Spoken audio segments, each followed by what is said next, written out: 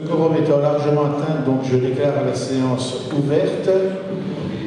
Donc je vous propose de désigner comme secrétaire de séance M. Jean-Charles Dapremont. Sur cette proposition, y a-t-il des oppositions, des abstentions? Adopté à l'unanimité. Et je vous prie de bien vouloir excuser donc Pascal Baldo qui a donné pouvoir à Mme Thomas, Mme Perrard qui a donné pouvoir à Mme Masson, M. Binet qui a donné pouvoir à M. Demangeau, M. Dupont qui a donné le pouvoir à Mme Truchassou, M. Delaplace qui a donné pouvoir à M. Mercier, et puis voilà. Et on me dit que Mme Brunet est absente, elle est souffrante.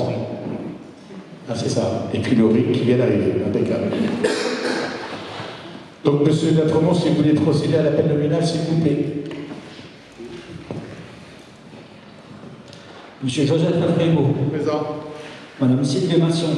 Présent. M. Michel Garandière de Gomme. Présent. Mme Pierrette Stémignon. Présent. M. Patrick de Mongeau. Présent. Mme Brigitte Lecaille. Présent. M. Christophe Grenier. Présent. Mme Georgette Truchassou. Présent. M. Jean-Charles Dapremont. Présent. Mme Marie-Josée Thomas. Présent. Mme Joëlle Langonier. Présent. Mme Michel Laranger. Présent. Mme Francine Richard. Présent. M. Pascal Baldo. Absent. Pouvoir donner à Mme Thomas. M. Thierry Chevalot-Bérou.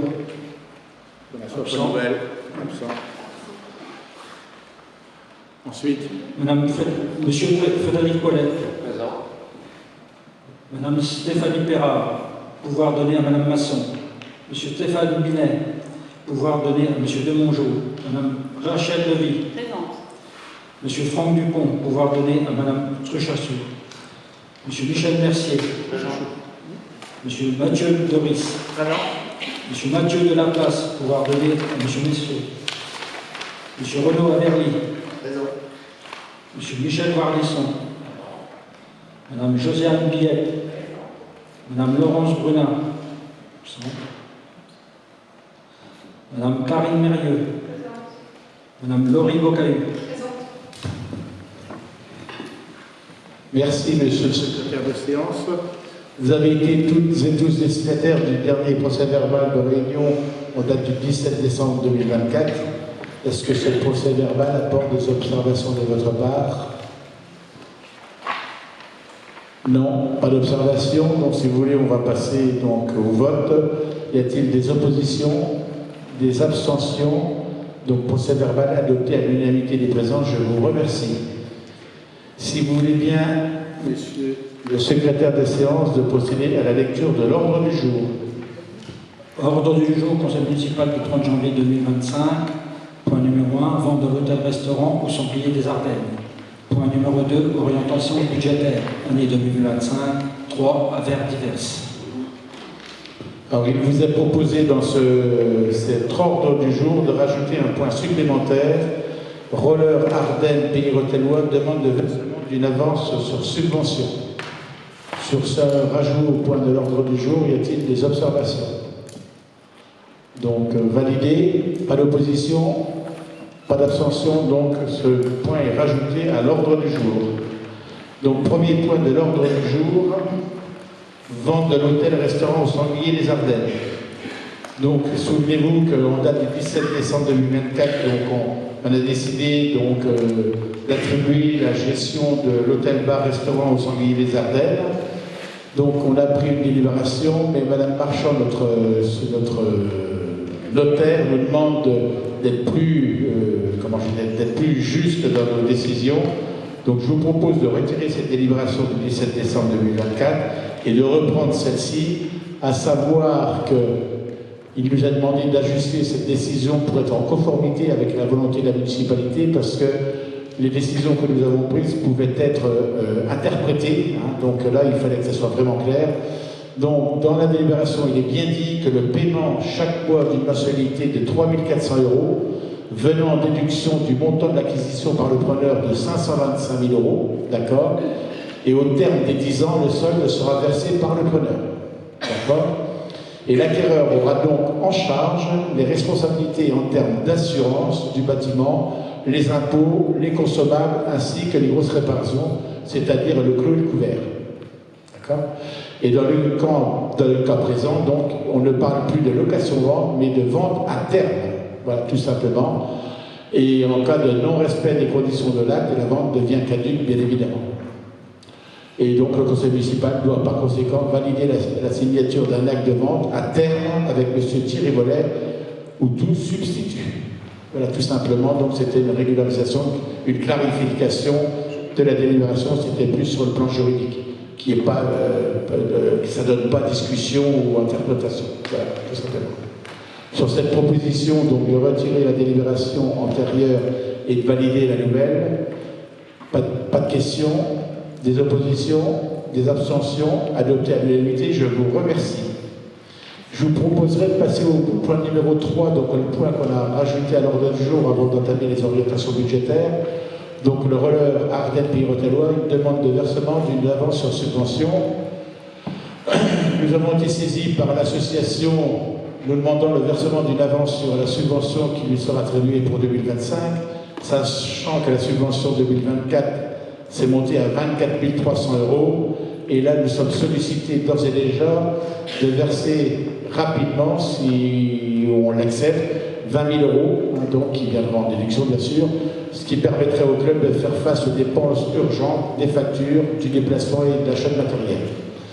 Et bien évidemment, tout cela devra être conclu dans le cours d'année, comme on le fait chaque année, par une convention annuelle d'objectifs qui sera signée.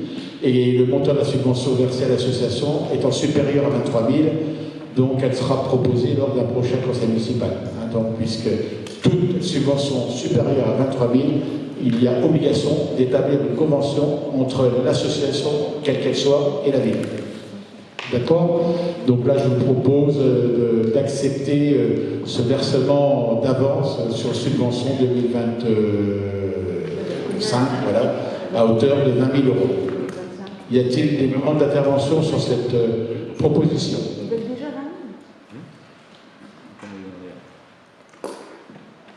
Y a-t-il des demandes d'intervention là-dessus ? Il y a quelque chose, non ? Ou... Non ? Non, c'est juste parce que je faisais le point au niveau des chiffres avec l'adjoint au sport. D'accord, mais n'hésitez pas pour les micros, hein, si... D'accord, c'est en interne, d'accord. Sur ce plan-là, pas d'opposition, pas d'abstention, donc adopté à l'unanimité, je vous remercie. Donc le point unique, le plus long et le plus important, donc c'est le débat sur les orientations budgétaires, qui est où, mon document, voilà. Donc, comme chaque année, le débat d'orientation budgétaire, il fait l'objet d'un débat sur la base du rapport présenté et il n'est pas soumis au vote. Donc, au fur et à mesure que je vais vous présenter le document, donc ça ouvre un débat permanent sur tout le déroulé du document, bien sûr. Il y a peut-être des ajouts. Et ce document, donc, il sera utile à la présentation du budget 2025 qui sera présenté et soumis au vote au conseil municipal fin février, le mois prochain. Donc vous avez été toutes et tous destinataires donc, des orientations budgétaires 2025. Et si vous voulez, on va commencer par les dépenses de fonctionnement et notamment les charges à caractère général. Souvenez-vous de la sobriété énergétique. Il est dit dans ce document que les dépenses sont malheureusement fortement impactées par le contexte économique, notamment en matière d'électricité, de chauffage et de carburant. Et il sera proposé de poursuivre la maîtrise de ces dépenses, notamment en renégociant tous les contrats susceptibles de renégocier. Et pour être très transparent, on vous a fait une rétrospective des consommations 2021 à 2024. Vous voyez un peu la progression pharaonique. 347 000 en 2021, nous sommes aujourd'hui à 478 495. Alors, à relativiser un peu ce 478 000, puisque nous avons reçu, la communauté de communes comme la ville, des rappels de factures sur l'éclairage public qui n'avaient pas été envoyés aux collectivités, donc sur 2021, sur 2022, vous voyez, donc ça faisait... Et là, on avait de la consommation éclairage public sur carrément toute la nuit, si on veut. Que là, donc, ça fait quand même donc, un rajout et une dépense de 478 000 € au total, à savoir que les prestations de services pour Dalkia, cette année, ont été arrêtées à 27 751. Ce sont les chiffres arrêtés pour 2024, définitifs. Hein. En combustible, 74 000 €, donc total chauffage 101 000, enfin 102 000 à peu près. L'électricité, vous voyez, 331 000 contre 208 000 l'année précédente. Et le total carburant, donc 44 000 contre 43 000 l'année précédente. Donc c'est pareil, vous voyez que le baril de pétrole était à 150 $, on avait un prix du litre à 1,20 €. Aujourd'hui, le baril, il est à 80 € et nous avons un prix du litre d'essence à 1,80 €. Donc, comme d'habitude, Total, sans graisse, sur le dos du contribuable. Et je pèse mes mots. Et personne n'est gagné.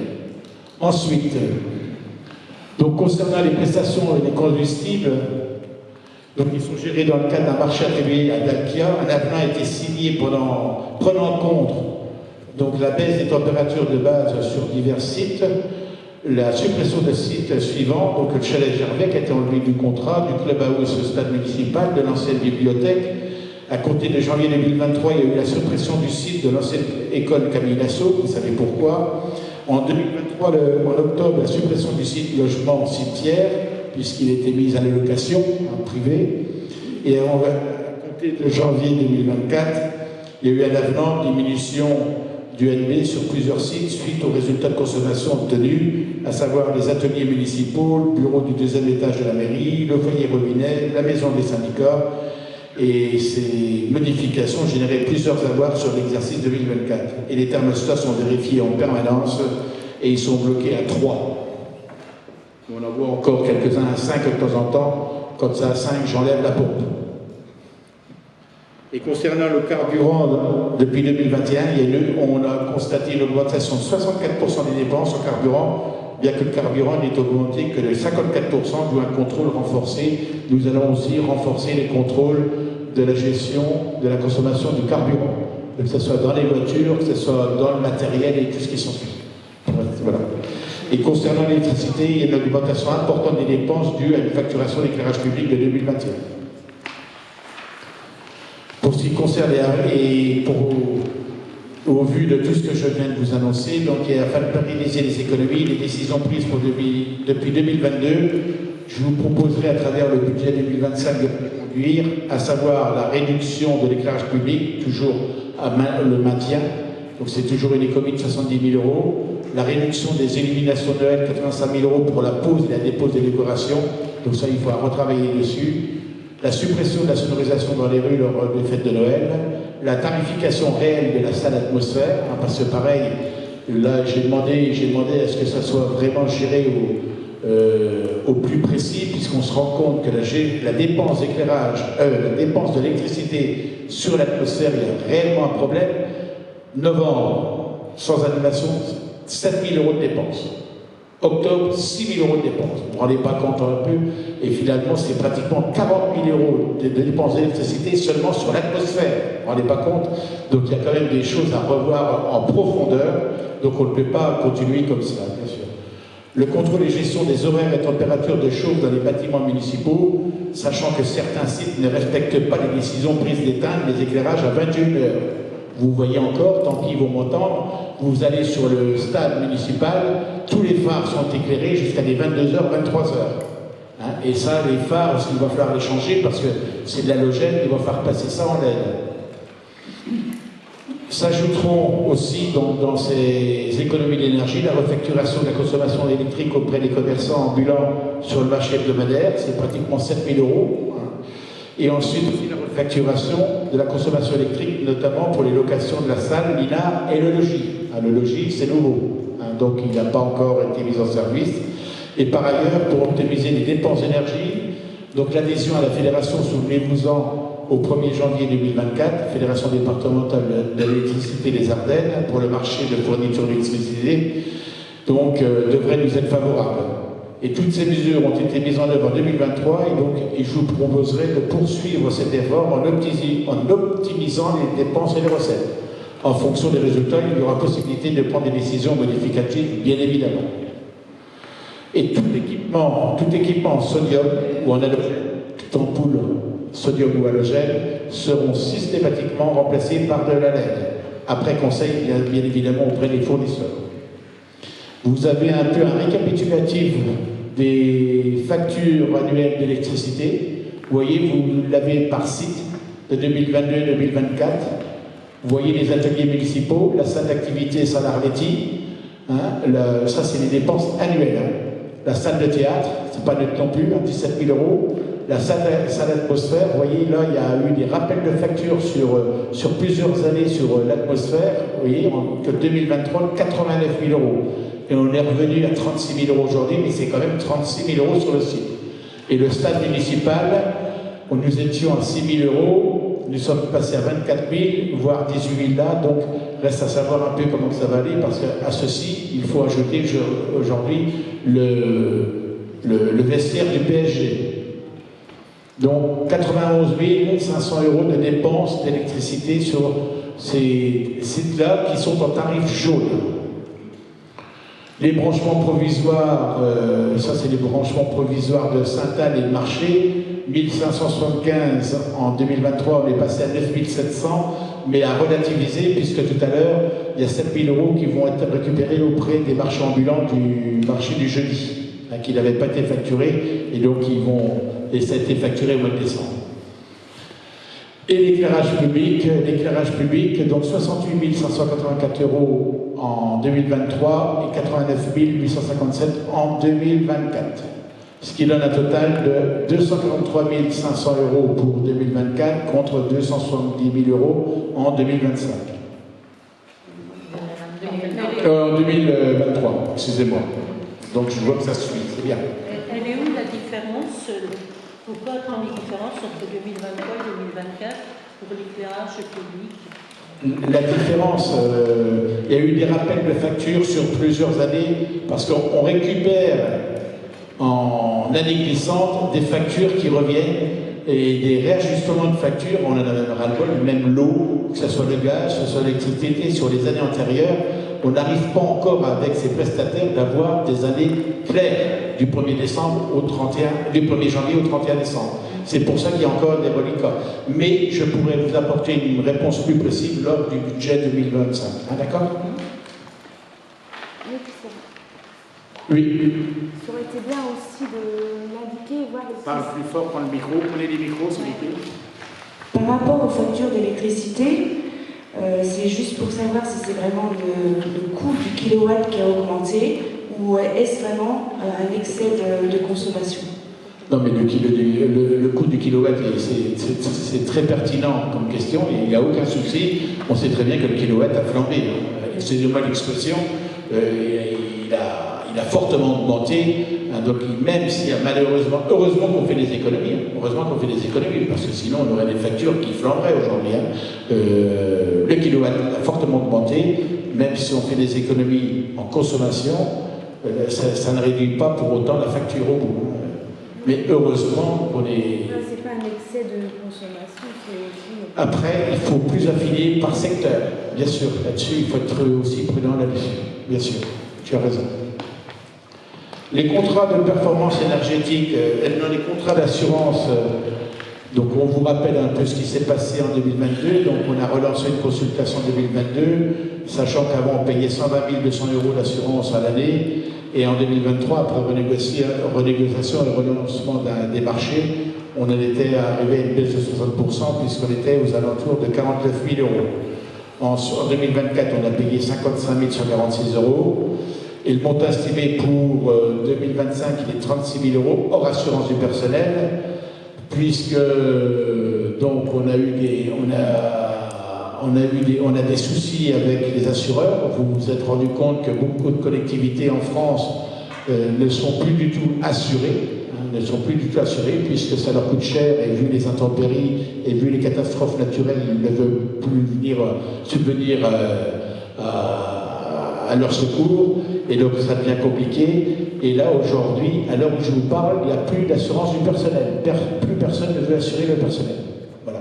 L'assurance du personnel, c'était pour couvrir les arrêts accidents de travail, et il y avait un autre point, les accidents de travail, et puis les assurances décès. Voilà. Et actuellement, personne ne veut. Alors si, on nous fait des propositions, mais comment? Mais à quel prix? Voilà, on payait 10 000, on nous propose de nous assurer à 40 000. Vous voyez un peu l'exemple. Donc actuellement, on est en train de lancer des consultations pour trouver quelque chose qui va bien, mais c'est très compliqué. Et pour l'instant, nous sommes notre propre assureur. Le dommage aux biens Groupama, acceptation d'augmentation tarifaire à défaut d'accompagner et résilier le contrat. Pareil, on a un problème aussi. Nous avions une prime pour Groupama, regardez bien, de 12 445 €, et la prime 2025, 20 853, plus 8 000 € d'augmentation, à prendre ou à laisser, ou alors vous allez ailleurs. Bien évidemment, on a consulté les concurrents qui étaient encore plus chers, donc on a dû se résigner à signer avec cette proposition de tarif pour 2025. Et ça va devenir de plus en plus compliqué pour toutes les collectivités locales et territoriales. Et quand on voit toutes les intempéries et les catastrophes naturelles aujourd'hui, ça ne va pas arranger la situation. Le contrat de performance énergétique, la gestion de l'éclairage public, on ne va pas refaire l'histoire. Vous savez que c'est un contrat qui a été signé à la veille des élections en 2020 pour un montant de 6 400 000 € sur 5 ans. Et en mettant en œuvre ce contrat de performance énergétique, c'est-à-dire qu'on dépensait 850 000 € en 2020 et 1 100 000 € de travaux de 2021 par an jusqu'en 2025, ça nous aurait permis d'économiser à peu près 70 000 € d'éclairage public par an. Alors qu'en coupant en une seule fois, on les fait en une seule année sans travaux. Donc forcément, ce dossier a été remis en cause, a été dénoncé par le soin, puisqu'on devait verser aussi chaque année 145 000 € d'entretien d'éclairage public, donc soit à peu près plus de 12 000 € par mois. Donc c'est pour ça que ce n'était pas tenable et il fallait revoir la situation. Donc aujourd'hui, les discussions sont en cours avec l'entreprise qui avait été retenue à l'époque et puis la ville pour trouver une solution pour en sortir, bien sûr. Les locations de véhicules LDD, donc aujourd'hui ça fonctionne très bien, ça nous permet donc d'investir et d'étaler cet investissement à la dette sur plusieurs années. Donc au lieu de payer en une seule fois l'acquisition, donc on paye une location sur une durée qui reste à définir. Là on a décidé pour 3 véhicules sur une durée de 4 ans. Donc le loyer mensuel est de 551 € par véhicule chaque année, voilà. Et comme je le dis dans le rapport, c'est un contrat qui est souple financièrement pour une collectivité, ça lui permet d'étaler ses dépenses sur 4 ans et non en une seule fois. D'autres véhicules sont eux aussi acquis en LLDD, contrat d'entretien inclus, 2 camions Mitsubishi pour un loyer mensuel de 1 260 € et une camionnette pour un loyer de 778 €. Et je proposerai aussi éventuellement de réitérer ce renouvellement en LDD pour des acquisitions de remplacement si ça se faisait sentir dans le parking.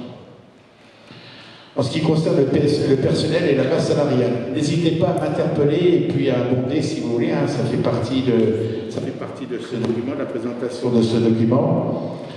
Au 31 décembre 2024, donc nous avions 67 agents, 36 au service technique, 30 agents administratifs, une mise à disposition de la mission locale.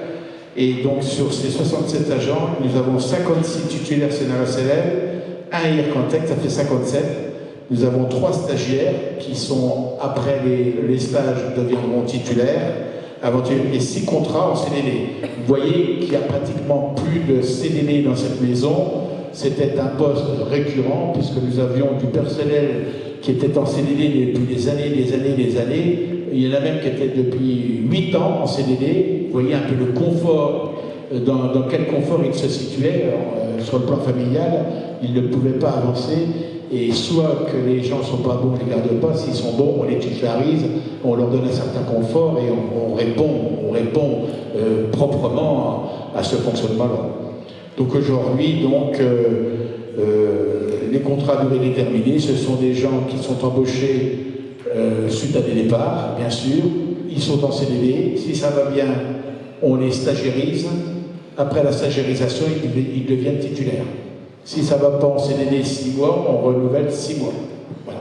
Et si ça ne va pas au bout de 6 mois, on refait une tentative de 6 mois, ou sinon ils prennent le vélo et ils vont se promener.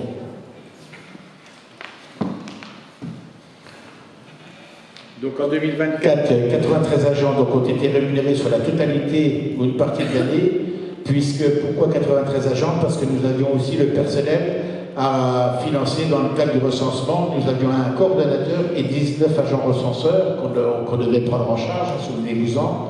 C'est pour un coût de 31 200 €, qui ne sera pas reporté en 2025, bien sûr. Voilà, donc, et sur ces 31 217 €, nous avons perçu une dotation de 14 765 € de l'INSEE, bien sûr, et ça a été à la charge de la commune, une opération à hauteur de 16 500 €. Donc, hormis un départ en retraite en février 2024 non remplacé, les agents partis en 2024 ont été remplacés. Un recrutement en renfort pour le service sport, protocole, communication, informatique et développement économique a été réalisé en juin 2004. 2 agents de service toujours en arrêt, un en congé longue durée depuis le 7 juin 2023 et un en congé maladie ordinaire depuis mars 2024. Donc la volonté, c'est limiter l'usage abusif des contrats à durée déterminée, ça je n'en veux pas, donc il faut apporter un certain confort à ceux qui travaillent pour la collectivité. Donc on passe obligatoirement par un CDD, mais dès qu'on peut passer en stagiarisation plus titularisation, c'est bien. Si on ne peut pas le faire, c'est que ça cloche quelque part et on change de personne. Des éléments qui devront être pris en compte pour l'élaboration du budget 2025, c'est à peu près 55 700 €, à savoir les cotisations patronales, tout ça c'est indépendant de notre volonté, c'est des décisions du gouvernement, donc et notamment de la CNRACL, et une augmentation de 1,5 à 2%, c'est pratiquement 42 000 €. L'augmentation d'un point de toute cotisation d'URSSAF, donc 8 100 €. Augmentation de la cotisation au centre de gestion de 0,75 à 0,85%, soit plus 510 €. La protection sociale complémentaire de prévoyance, donc une participation employeur, soit plus 850 €. Le nouveau régime indemnitaire pour la police municipale, donc on a voté, souvenez-vous, courant décembre, c'est plus 12 000 € des libérations du 7 décembre, il fait seul par variable, IAT, et une augmentation annuelle pour la PM d'environ 4 300 €. Les éléments internes qui impacteront le budget 2025, c'est 58 400 €. Donc un 6e poste de policier municipal, alors je ne peux pas trop m'étendre parce que malheureusement, il y a une situation très très compliquée aujourd'hui à la police municipale. Je vais vous dire qu'elle est pratiquement décimée parce que nous avons des arrêts maladie graves. Voilà, donc je ne peux pas en dire plus pour l'instant. Voilà, donc, et puis vous avez des stagiaires, aujourd'hui ils en sont réduits pratiquement à 2, vous voyez. Donc c'est très compliqué. Donc voilà, hormis un stage, donc il y en a qui sont dans des situations sur le plan de maladie très graves. Mais permettez-moi de ne pas m'étendre pour l'instant là-dessus. Donc pour ouvrir un poste, si on ouvre un poste pour pouvoir recruter en cas où, donc c'est 36 000 €. La police municipale, donc là, souvenez-vous qu'il y en a un qui avait demandé son détachement sur le CHU de Reims, 3 ans. Donc personne ne veut le garder, donc il devrait être de retour chez nous, même si on n'y tient pas. Voilà, donc on va voir un peu. Là, lui, il n'y tient pas non plus. Parce que je vais préparer une casserole en arrivant. Voilà, on verra comment ça va se présenter. Oui, je lui prépare, oui, vous rigolez, mais je vais préparer une casserole, parce que tout ça, c'est très compliqué et ça coûte très cher à la collectivité. Et ce monsieur, aujourd'hui, il est refusé de partout. Donc, il va devoir revenir chez nous. Et ça fait partie des détachements, ça. J'aurais bien aimé qu'il soit pris où il était parti, et c'était effacé, que là, on a obligation de le reprendre. Un quatrième poste d'agent technique à temps complet, 30 000 € pour renforcer les services propreté bâtiment à partir de mars. Un poste d'agent technique pour renforcer les services espaces verts, donc remplacement d'un monsieur Ledru Maxence qui a été non renouvelé en CDD en décembre 2024. Et donc il y a une embauche qui arrive au 1er février, donc après-demain, monsieur Renaud Vincent en CDD pour venir compléter l'équipe d'agents techniques pour les espaces verts. Un autre poste d'agent technique pour renforcer les espaces verts, donc le départ de M. Sablin, donc, qui part en retraite après 45 années de service. Voilà. Et il y aura une embauche pour compléter ce départ, M. Le Seine Arnaud, qui viendra compléter les effectifs à compter du 1er mars. Donc voilà, en fonction du départ de M. Sablin et de l'arrivée de M. Le Seine, donc il y a une économie quand même malgré tout de 7 500 €, puisque les salaires ne sont pas les mêmes.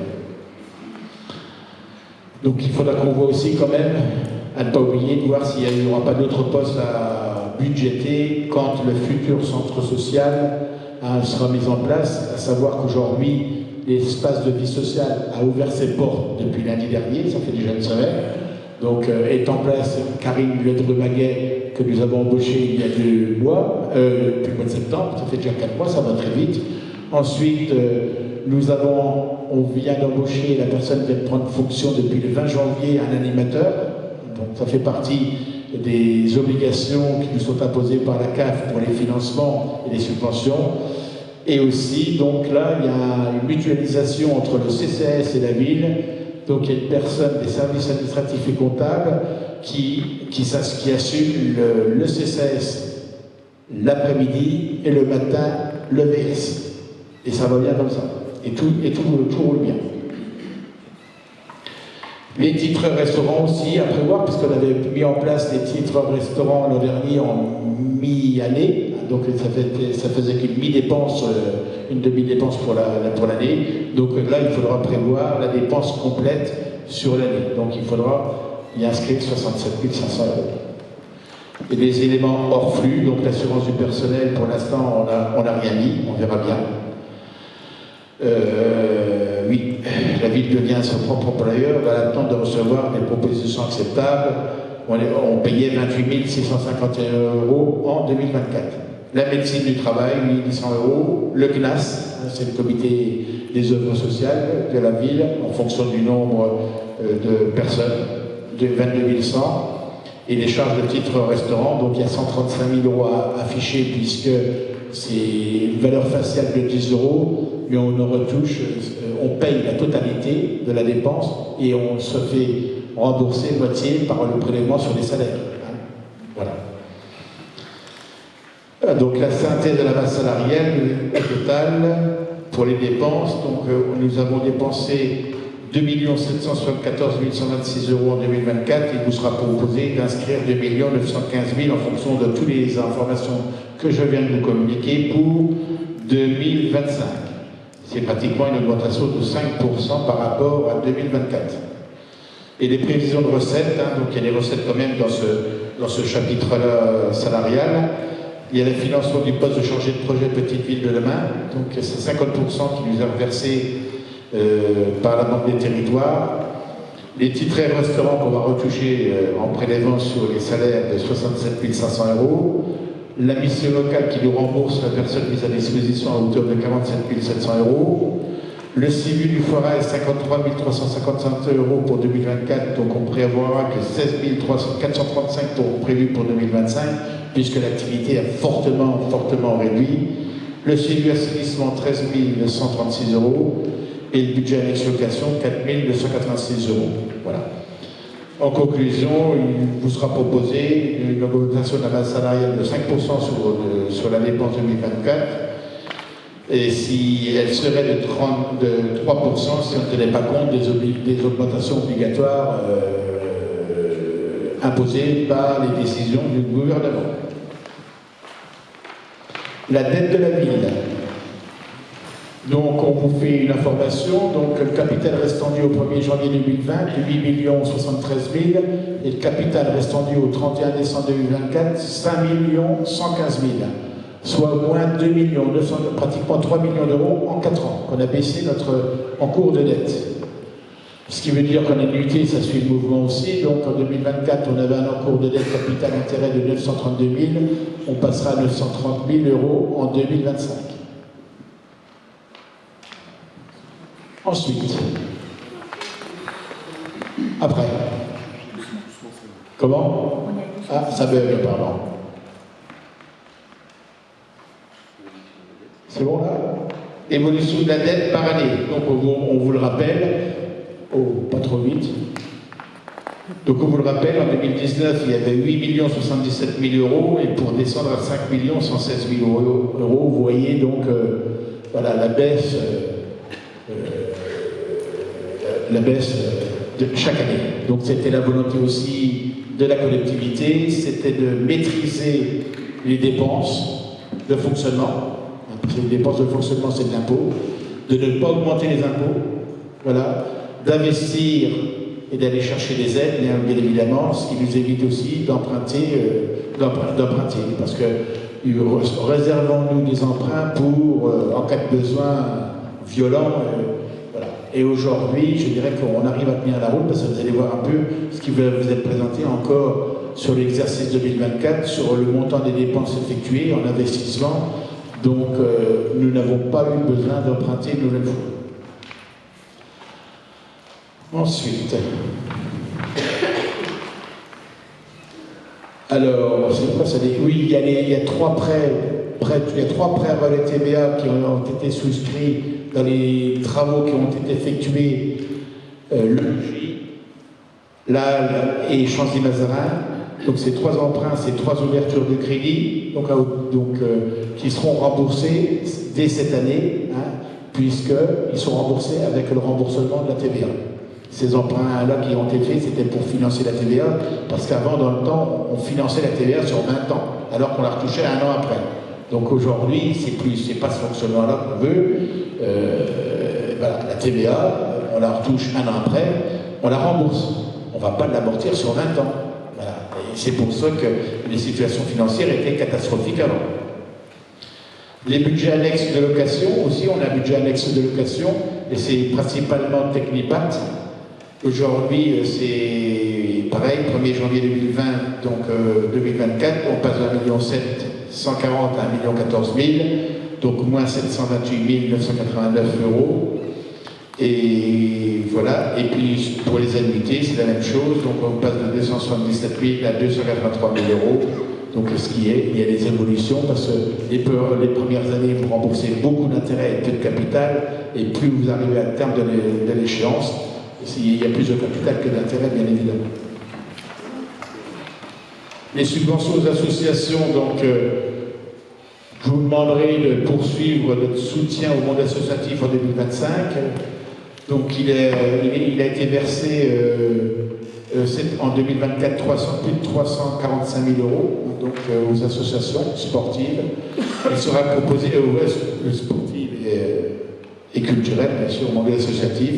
Donc je vous proposerai de reconduire le même montant, bien sûr, sans diminution. Donc chaque association sportive culturelle retrouvera son montant minimum de l'année précédente.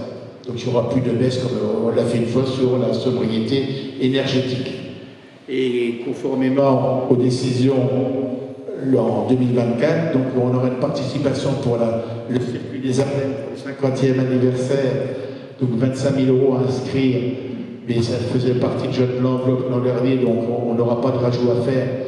Le circuit stationnera une journée entière dans la ville avec un départ dans les îles, une arrivée de soir en haut de la rue Jean Jaurès, donc c'est une journée qui va être archi complète, archi animée, avec une présence belle.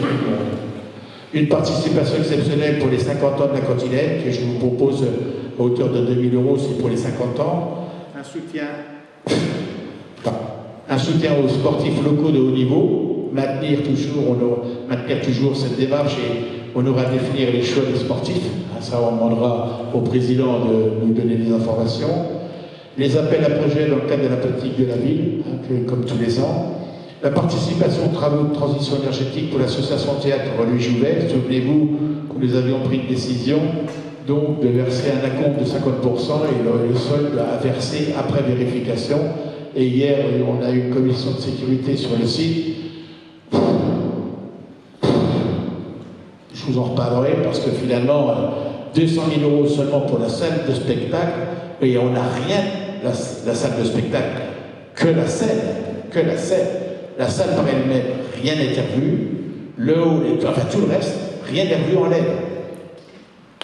Donc voilà, j'ai demandé un peu des explications parce que c'est quand même une affaire de 180 000 €. Puisque tout à l'heure on parlait de sobriété énergétique et la salle des fêtes, l'atmosphère nous posait des problèmes. Bon, c'est vrai que j'ai encore râlé encore une fois, comme vous dites, il est toujours en train de râler, mais à un moment donné, il fait de sorte que je ne râle plus. Mais quand on voit la dépense sur les salles des fêtes de l'atmosphère, 7 000 € en un mois, on m'a dit oui, mais monsieur le maire, on a plus de 50 projecteurs sur la scène en halogène. Et il faudra peut-être de réfléchir, faire une enquête pour voir un peu si on ne pourrait pas passer tout ça en LED, bien évidemment, et puis tout le reste, parce qu'il faut trouver des solutions pour faire des économies. Mais pour Louis Jouvet, oui. Est-ce qu'il y a des justificatifs de cette... Qu'est-ce qu'ils font de l'argent? C'est l'achat de matériel. Là, les 200 000, c'est les 180 000, c'était seulement de l'investissement pour les projecteurs sur la scène. Mais moi, dans ma tête, je pensais que c'était l'ensemble de la scène plus la salle de spectacle. Mais non, parce que je me suis fait confirmer hier, tout ce que les lampes murales et tout ça, c'est toujours de l'halogène, du suscitanti et tout le reste. Donc il y a encore des tas de choses à voir. Et puis après, dans son fonctionnement aussi, puisqu'il y a des choses aussi à revoir. Il va falloir clarifier parce qu'on s'aperçoit, c'est qu'il y a... De toute façon, il y a des dépenses de chauffage et d'électricité qui sont meuleux quand même. Donc il y a quand même des questions à se demander. Je regrette, je pèse mes mots, même si on m'écoute, le théâtre n'est pas un hôtel. D'accord? Voilà. Il est là pour subvenir à des besoins pour les artistes, bien évidemment, mais ce n'est pas un hôtel. D'accord? Qui est ouvert tous les jours. Voilà. J'en dis pas plus pour l'instant. En conclusion, donc, les décisions importantes prises en 2024, à savoir la répartition des frais de chauffage et d'électricité entre la ville et les utilisateurs des locaux municipaux, les heures limites d'utilisation des locaux associatifs en fin de soirée, 21 h maximum, pas ou très peu respectées, et la mise en place d'une convention d'utilisation du nouveau vestiaire de Rotel Sportif Football et Rotel Courir, donc il sera proposé de n'appliquer aucune baisse en 2025 des aides, bien évidemment, mais vous voyez aussi, aujourd'hui on commence à rentrer en rythme de croisière dans le fonctionnement du vestiaire de foot. Aujourd'hui, on parle de l'électricité, mais on ne parle pas du chauffage parce que la chaudière, elle n'est toujours pas branchée. Voilà. Et on ne va pas pouvoir tenir longtemps, il va falloir la mettre quand même en route un peu. Hein, mais voilà, donc, mais ça va être des dépenses supplémentaires. Quelques informations, la première fête des associations et des bénévoles qui a rencontré un fort succès, donc il sera proposé de la reconduire cette année, comme c'était prévu, une fois tous les 2 ans, donc en septembre 2025. Et souvenez-vous qu'elle avait été prévue dans le planning le 12 septembre, et ça a été rechangé, la date a été rechangée à la demande de Olivier Guénon qui organise la fête de la bière, qui a dû déplacer sa date puisque ça se télescope avec la foire de Sedan. Et finalement, on se disait non, ça n'a pas changé finalement, parce qu'on a maintenu la même date. La fête des associations se déroulera en même temps que la fête de la bière. Donc, parce que sinon, c'était trop tard pour le monde associatif qui aura repris leurs cours et les écoles et tout ce qui s'en suit. À prévoir aussi dans les dépenses cette année, donc un grand honneur que nous fait le prince Albert de Monaco qui viendra nous rendre visite et qu'on aura le plaisir et la joie d'accueillir le 25 avril prochain. Et un déjeuner sera servi dans les salons d'honneur de l'hôtel de ville, ici là, où vous êtes aujourd'hui. Et là, j'ai arrêté une prévision de 30 couverts maximum. On ne va pas inviter tout le monde non plus, parce que, à moins qu'on lui demandera peut-être une petite subvention. Je ne sais jamais si vous donne quelques cafés. Le service départemental d'incendie et de secours, pareil, donc un service à la population. Il n'est pas neutre. C'est quand même une dotation que nous devons verser au budget du département, des pompiers, des Ardennes, de 335 390 €. C'est pas neutre, hein, c'est quand même une grosse enveloppe à verser obligatoirement. Et ça, c'est l'ensemble des communes ardennaises qui versent en fonction de la population, bien sûr. Et la bonne nouvelle, c'est que le conseil d'administration du GIS a décidé de ne pas augmenter ses contributions pour 2025. Ce qui veut dire que donc, les 335 390 € payés en 2024 seront identiques en 2025. Le syndicat intercommunal de vocation unique, le CIVU Forêt de l'agglomération rothelloise, donc le CIVU est géré par Rethel et Soleurethel, dont j'en suis le président. Donc, et l'équilibre financier se fait entre Rethel et Soleurethel en fonction du nombre en fonction de la population de chaque collectivité, au prorata de la population. Voilà. Et il vous a rappelé dans ce rapport qu'il y avait une étude qui avait été passée pour un marché de gré à gré, passé d'un marché de gré à gré à un marché au cadran qui n'a pas abouti. Donc le monde des éleveurs n'a pas voulu continuer, hein, parce qu'ils considéraient que ça devenait cher et que c'était difficilement un équilibre financier compliqué. Et que le coût des travaux nécessaires à cette réalisation, donc ça allait être trop élevé et sans certitude de succès, donc ils ont préféré abandonner ce projet. Et puis, compte tenu de la situation dégradante dans la fréquentation chaque lundi du nombre de bovins, donc il a été décidé donc, de fermer le foirail définitivement le 21 octobre dernier. Donc pour 2025, c'est la raison pour laquelle donc, il vous a rappelé qu'en 2024, regardez, on a versé 102 000 quand même pour le foirail, pour l'équilibrer. Donc cette année, et 25 000 pour Soleurethel.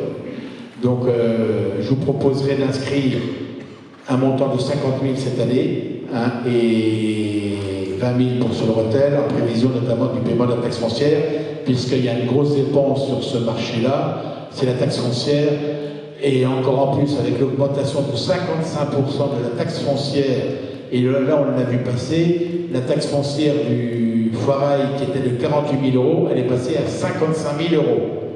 Et on va voir la même douloureuse pour l'année 2025, ça m'a été confirmé. Donc ces 55% seront maintenus pour 2025. Donc 55% pour le foncier bâti pour les privés, mais c'est 75% pour le foncier non bâti, les agriculteurs.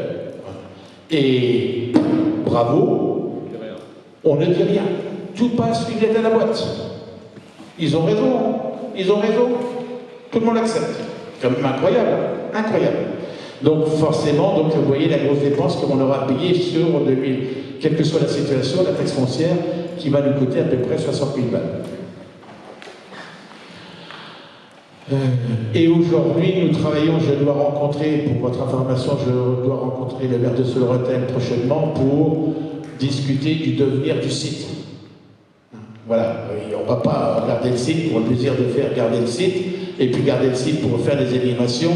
Certes, c'est un lieu qui va bien pour les animations, c'est un bien aussi pour animer la ville, c'est une belle chose, mais ça ne rapporte pas des royalties pour la ville, hein, et pour la ville de Soleurethel aussi. Donc à réfléchir, il y a des propositions qui sont faites, on reviendra devant vous, et il faudra que ça sera le CIVU du foirail qui prendra bien évidemment les décisions. Rethel et Sud-Rethel, hein, parce que c'est pas que Rethel qui doit prendre les décisions, il y a Sud-Rethel qui doit être associé à la décision, bien évidemment. Donc c'est un gros dossier qui va être traité obligatoirement en 2025, je le souhaite et je le veux, pour clarifier la situation. Et il y a une belle opportunité qui se présente actuellement. Voilà. Donc permettez-moi de ne pas en dire plus pour l'instant. Vous savez, moi on en dit, mais on se porte et puis ça fait avancer les choses mieux. Le principal, c'est d'avoir la conclusion positive et d'avoir la transparence avec. Voilà. Le Centre communal d'action sociale,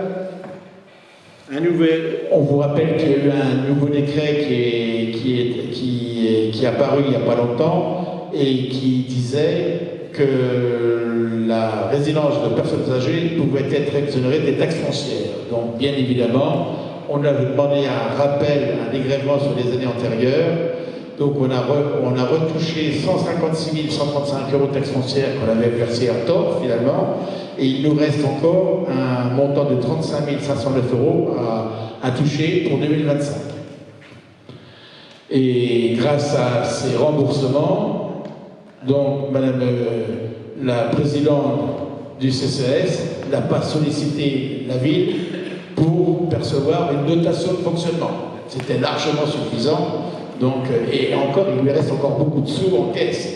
Donc, mais ça a permis quand même de restaurer les façades du Centre communal d'action sociale, enfin de la RPA, bien sûr, et il sera aussi, pas trahir, il sera aussi proposé dans les travaux, c'est de revoir un peu toutes les terrasses devant de la RPA, à uniformiser, puis à remettre tout ça en ordre.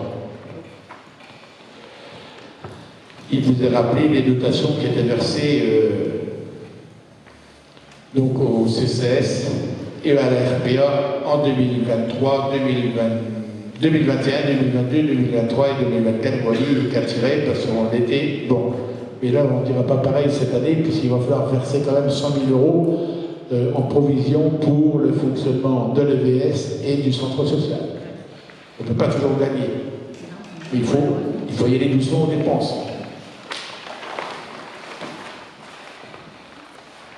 Alors, la résidence, donc, pour votre information, il vous a rappelé que cette résidence gère 61 appartements et il loue un logement de fonction à un particulier.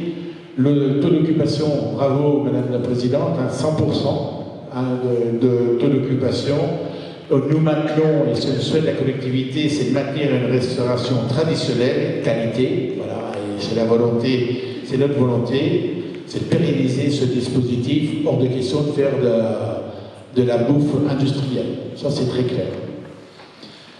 Et nous avons pu rouvrir nos portes à l'école Gambetta pour que les élèves de Gambetta puissent venir se restaurer le midi. Donc c'est une trentaine d'élèves aujourd'hui qui partagent leur repas avec les anciens et je dirais que ça se passe très très bien. Donc je vous l'ai dit, voilà.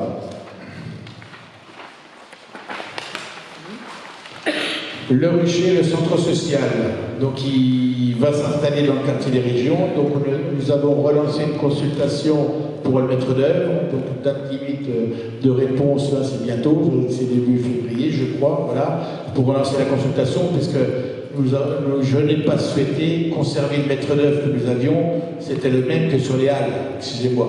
Ah, une bonne information. Nous avons été reçus par le sous-préfet cet après-midi, en présence de l'architecte des bâtiments de France. Elle a accepté qu'on garde nos écussons de la couleur de la ville, et non pas les remettre. Voilà, on peut l'applaudir. Parce qu'elle avait été exigée, c'est que les écussons sur les deux pans, les deux pignons, soient remis bruts. Elle ne voulait pas les couleurs de la ville. Voilà, donc elle a accepté cet après-midi. Et la couleur bleu canard est acceptée aussi. Voilà. Et puis quelques autres bricoles, mais bon, elle impose 2 ou 3 autres choses. Mais voilà, et le principal, c'est que, c'est que la raison l'emporte. Merci Madame l'architecte des bâtiments de France. Un grand sourire.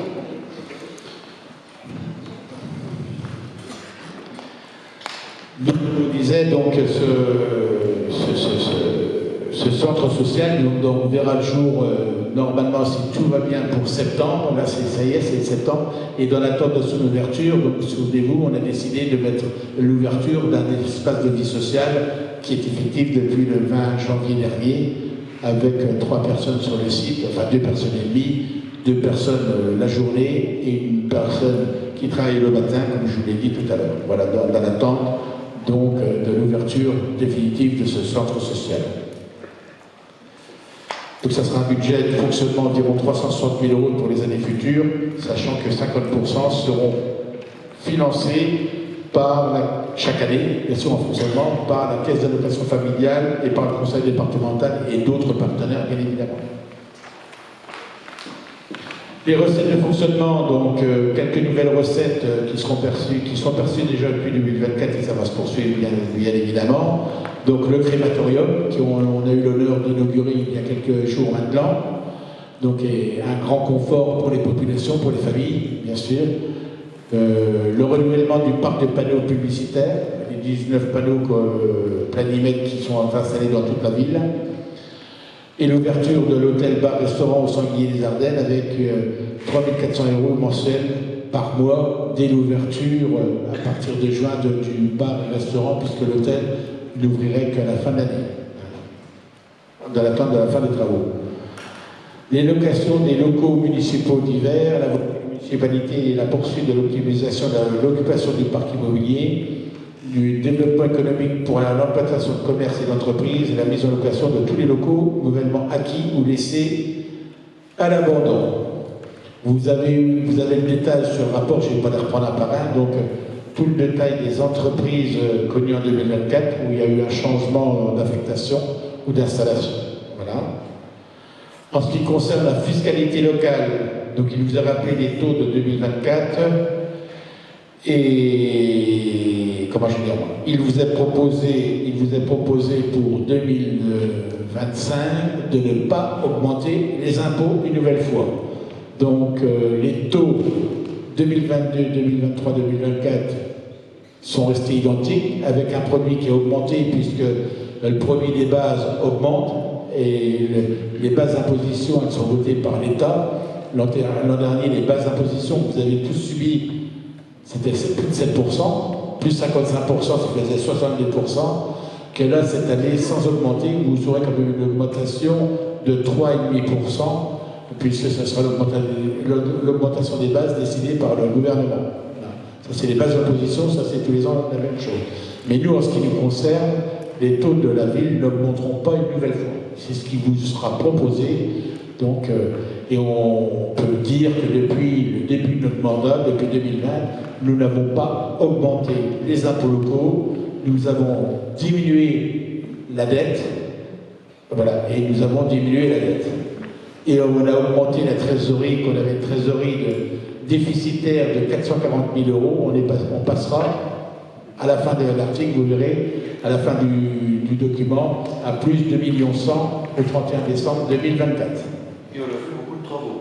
Et avec tous les travaux réalisés, bien sûr.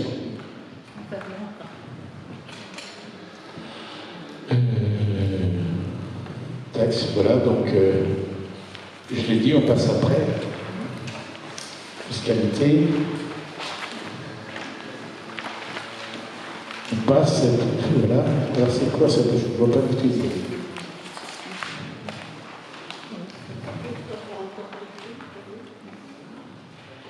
Ça, c'est les différences de taux, c'est les taux, tout ça, c'est ça. Il faudra faire les tableaux un peu plus gros, voilà. Donc, ok, donc là, je ne vais pas vous le commenter, bien évidemment. Je pense que vous avez toutes et tous pris connaissance. C'est les informations, les bases de taxes d'habitation 2021, 2022, 2023, 2024, qui nous sont communiquées, puis avec les taux appliqués et le produit attendu encore. Et sachez que quand on augmente les impôts de 1%, ça fait plus de 20 000 € dans les caisses seulement de la ville. Les dépenses et recettes d'investissement, donc, force est de constater que les propositions d'investissement sont conformes aux décisions prises lors des conseils municipaux respectés. Toutes les décisions de travaux donc, sont exécutées chaque année, ça c'est clair. Il y a une question de M. Verly, non? Non? non, je vous voyais parler, c'est pour ça. Ils sont réalisés grâce au soutien, bien évidemment, au soutien financier de certains partenaires, notamment l'État, la région, le département et l'Agence nationale Seine-Normandie, sous réserve de la capacité de financement qui sera connue lors de l'élaboration du budget 2025 et la clôture du compte administratif 2024. Encore un grand merci, s'ils m'entendent, pour leur soutien, que ce soit l'État, que ce soit le département, que ce soit la région, que ce soit l'Agence de l'eau. Sans eux, on ne pourrait pas faire ce que nous faisons, ça c'est clair, c'était clair. Alors, quelques informations, les projets qui ont été achevés, il y a le logis, un quartier d'Apertinguette, les Halles, voilà. Pour votre information, nous avons l'expert qui passe demain pour essayer de trouver des solutions pour la réparation du site, parce qu'on n'a vraiment pas de chance avec ce... Les rues Chanzy-Mazarin qui sont achevées aussi. Les projets en cours, réhabilitation de Belvédère, donc ça devra être exécuté en tout état de cause cette année. Les centres sociaux, achèvement prévu en 2025. L'assainissement Resson qui est en cours, ça y est, enfin, bravo, ça fait 25 ans qu'ils l'attendent, et ouf, vous allez l'avoir, 30 ans. Voilà. Le giratoire des minimes, que vous avez toutes et tous connaissance, et on s'aperçoit que ça fonctionne très bien dans l'exécution et la réalisation des travaux. Et avant de penser aux travaux, il y en a beaucoup qui pensent à la circulation. Je crois qu'on peut dire un grand bravo à l'entreprise qui travaille sur ce site-là, puisqu'il pense à tout vraiment pour apporter un certain confort de fonctionnement de tous les jours. Et la place Ortol qui devrait commencer, je ne sais pas ce qui se passe, je ne sais pas où ils sont, normalement ils auraient dû commencer depuis 15 jours, mais ça va démarrer. Et les nouveaux projets 2025, donc la place Maréchal, qui avait déjà été inscrite au niveau du budget 2024, donc bien sûr, la vidéoprotection aussi fibrée, et l'aire de camping-car, plus le parking de la Prairie et la rue des Dames. C'est tous ces secteurs-là qui vont être vus, qu'on avait décidé ça en 2024. Et je vous demanderai aussi, c'est qu'on inscrira donc des frais d'études. J'ai eu une discussion cet après-midi avec le directeur départemental de l'équipement et le sous-préfet de Rethel pour qu'on puisse discuter sur l'étude du devenir de l'ancienne caisse d'épargne. Et ils sont d'accord pour nous financer à hauteur de 80% d'études, cette étude pourrait s'établir à hauteur de 10 000, 12 000 euros. Donc vous voyez, donc ça pourrait être quelque chose de bien en profiter. Parce qu'on ne peut pas continuer en permanence de garder ce local vide aujourd'hui. Donc, il est quand même dit dans ce rapport que ce tableau pourra subir des arbitrages en fonction des capacités financières de la ville, bien évidemment, parce qu'on n'a pas encore le retour de toutes les demandes de subvention, mais ça rentre bien. Le montant qui reste à financer sera définitivement arrêté en fonction du résultat connu du compte administratif. Je peux d'ores et déjà vous dire, ça y est, il est arrêté. Et ce dernier permettra de connaître le montant du prélèvement sur les fonds libres et déterminer le montant d'un emprunt éventuel. On peut d'ores et déjà dire que l'excédent global de clôture pour 2024 avoisinerait les 2 100 000 euros. Ce qui veut dire que pour 2025, il sera proposé de marquer le prolongement d'une phase ambitieuse d'investissement et que ces investissements vont permettre de construire des projets structurants à la hauteur de la 3e agglomération du département des Ardennes.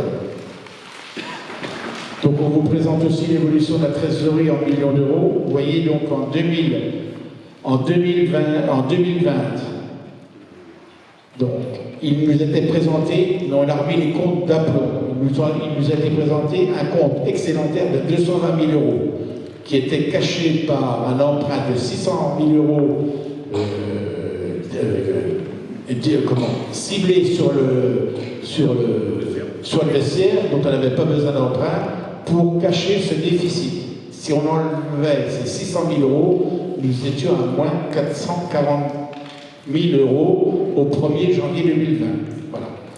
Et après, vous avez l'évolution de l'encaisse chaque année. Voilà. Et au 1er janvier 2025, on redémarrera avec plus de 2 100 000 euros.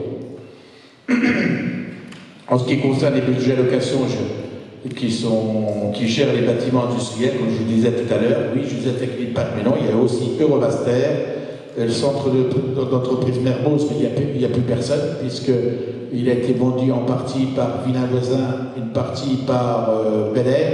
Il nous reste que le bâtiment où on va abriter le centre social, l'entrepôt et l'ancien commerce Visio. Donc il sera proposé des dépenses courantes, entretien des bâtiments, taxes foncières, assurances, les charges d'intérêt d'emprunt, les recettes, ça sera les loyers bien évidemment, et puis en dépenses, il y a les remboursements des emprunts et une provision de 120 000 € pour des travaux sur les bâtiments s'il y avait des bâtiments. Voilà où j'en suis dans la présentation des orientations budgétaires 2025. Donc personne ne m'a interpellé, j'aimerais bien un peu avoir votre ressenti, si vous avez des choses à proposer, à dire, voir un peu, ou des explications. Et ce document qui vient de vous être présenté, qui vous a été transmis papier, donc ça sera ce document qui va être retranscrit dans le budget 2025. Il sera réécrit sous forme de chiffres, bien sûr. Comment? Oui, pour 2025, ce budget sera soumis au vote fin février, dans un mois. Et sachant aussi, c'est que aujourd'hui, 2 100 000 €, zéro facture en instance. Zéro facture en instance. D'investissement, tout ce qui s'ensuit. Les factures de fonctionnement, c'est normal, mais c'est rien par rapport, parce que quand on parle, et je tiens à le dire, quand on parle des 440 000 € de déficit au 1er janvier 2020, nous avions aussi dans les tiroirs 1 200 000 € de factures non payées. Donc il fallait rajouter ça en plus. Voilà, il faut tout dire, il faut être très clair. Voilà, tout simplement. Et je crois que nous avons toutes et tous fait un bon travail dans l'intérêt de la collectivité, sans faire de la politique politicienne, mais il fallait quand même dire les choses. Il fallait dire les choses. Y a-t-il des demandes d'intervention sur ce document qui vient de vous être présenté et qui sera, comme je vous le dis, retranscrit, bien sûr? Non?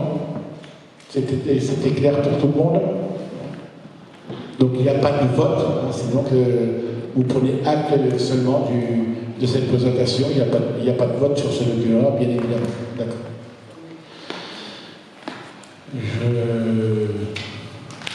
L'ordre du jour étant épuisé, le prochain conseil municipal est prévu donc le jeudi 27 février avec une commission des finances le 18 février. Donc l'ordre du jour étant épuisé, je vous remercie vivement toutes et tous de votre attention et de votre participation et je vous souhaite une très belle soirée à toutes et à tous. Merci.